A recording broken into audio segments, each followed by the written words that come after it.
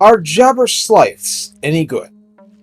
The Jabberslythe is the Beastmen single entity unit most specialized in annihilating infantry. Its key feature is that any enemy within a 35-meter range, less than 50% of its base morale, takes direct damage to hit points. It literally terrifies your foes to death. So yeah, it's good. Or rather, it's evil. Please like, subscribe, comment, and consider donating to my Ko-fi page. Late here in the Beastmen roster, I've had a huge surge of subs and watch time, and it really helps build the channel. Thanks. On Ultra, one Jabberslythe comes with 9220 HP, which certainly isn't bad. Armor is 60, which also isn't bad at all. Missile resistance is 15, which is similar to a giant. Leadership is 75, a respectable figure. Speed is 65.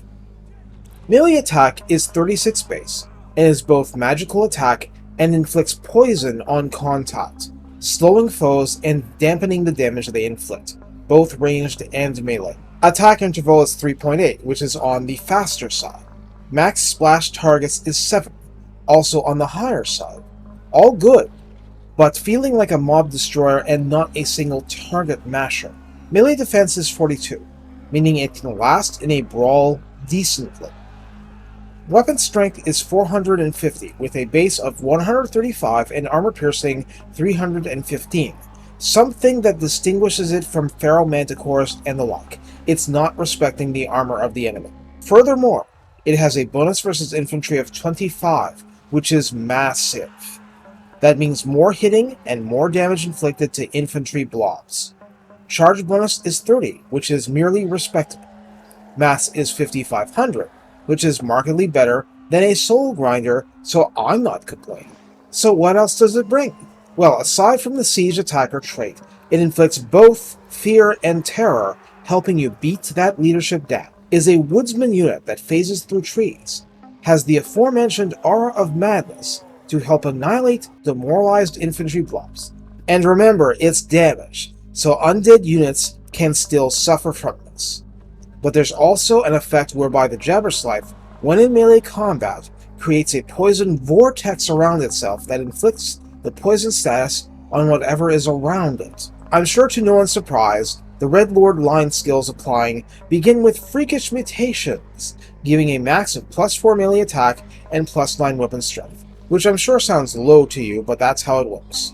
Bestial Butchers, shared with Minotaurs, adds 15% more missile resistance, +5 more melee attack, and +12% more weapon strength, which adds up to a pretty formidable level. Remember, base melee attack is only 36, though that bonus versus infantry of 25 is massive and really helps against those targets. Against everything else, you want every bonus you can scrape by. Just like with the Chaos Spawn, Gaze of the Dark Gods adds regeneration to this unit, which is just piling upon ridiculousness. Regeneration of a unit that damages just by its mere presence? At least potentially. So yeah, it's good. So what's the downside of this unit? Well, number one is pretty easy to describe. There's an item in the item shop for 10,000 favor that gives the chosen unit Aura of Madness 2, so that effect isn't exclusive to the Jabberslythe. That takes away from the unit being special in a way. On the other hand, that's 10,000 favor. That's not cheap at all. What's the hidden upside of the unit? 65 speed. With that kind of mass, you should be maximizing running over everything in sight en route to the most urgent target on the battlefield. Infantry aren't just melee infantry. Missile and hybrid missile units are also included, and they tend to morale break a lot faster. You can use the Jabberslythe as a roving middle linebacker from American football. It hits hard, there is no single place in the battle line that it has to stay, and it goes where it needs to be at any given moment. Also, to be blunt, if it's not Kazrak's personal army, you don't have easy access to poison, except with the Chaos Warhounds with the poison effect. And they're squishy. The Jabberslythe is pointedly not. What I want you to see is how this unit is the poisonous twin of the Giant. The Giant hits lots of targets and inflicts terror, but has no way to damage entire blobs around him. But the Jabberslythe does. Where the Giant will drown in overwhelming foes, the Jabberslythe drowns back with a deluge of madness. Of course, the giant is still very good at smacking single entities. The Jabberslythe is only particularly good at it if it's a footlord of man's size. Some are, though, and they are choice prey.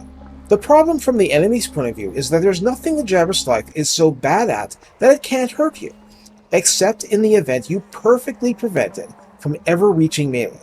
It's fast enough to gobble artillery, and the AP damage means it'll gobble even war machines at a decent clip. Remember, its weapon damage isn't the highest, but it attacks faster than most units, and most of that damage pierces armor. It's fast enough to threaten cavalry with being poisoned and caught by other, more specialized anti-large units. Its mass is high enough to wade through units at belly flop onto your archers or equivalent. And even if it's quote-unquote only fighting large opponents like a bunch of ogres, it's still inflicting poison and being a nuisance.